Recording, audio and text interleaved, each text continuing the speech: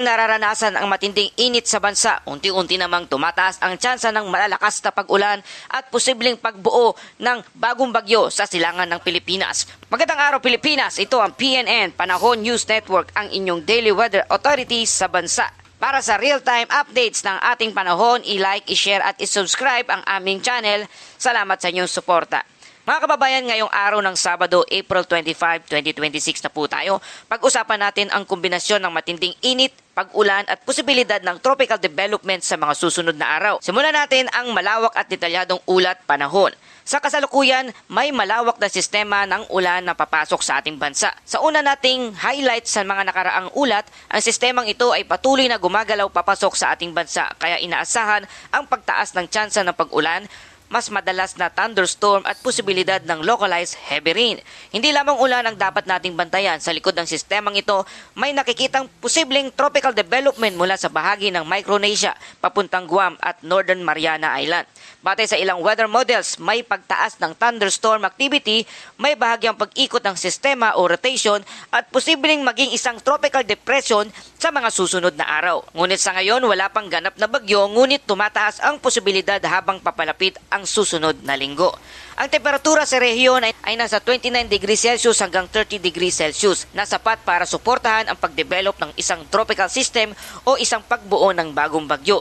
Ito ang dahilan kung bakit mas nagiging favorable ang kondisyon para sa pagbuo ng isang bagyo. Sa kasalukuyang weather system dito sa ating bansa, ang frontal system ay nakakaapekto sa lugar ng Batanes na nagdudulot ng maulap na kalangitan, kalat-kalat na pag-ulan, pagkulog at pagkidlat. Habang ang easterlies naman ang nakakaapekto sa Metro Manila, Central Luzon, Calabarzon, Mimaropa, Bicol Region, Visayas at Mindanao. Inaasahan ng bahagyang maulap hanggang sa maulap at pulo-pulong pag-ambon o thunderstorm. At sa natitirang bahagi ng Luzon, makakaranas ng isolated thunderstorm dulot ng localized weather condition. Ang posibleng epekto nito ay flash flood, landslide sa iba't ibang lugar. Mga kababayan, meron tayong heat index alert, danger level heat index na umaabot sa 45 degrees Celsius sa lugar ng Dumangas, Iloilo at Butuan City. Ito ay nasa danger level na kung saan mataas ang panganib ng heat exhaustion at heat stroke. Habang 39 degrees Celsius naman dito sa lugar ng Metro Manila at iba pang bahagi ng ating bansa.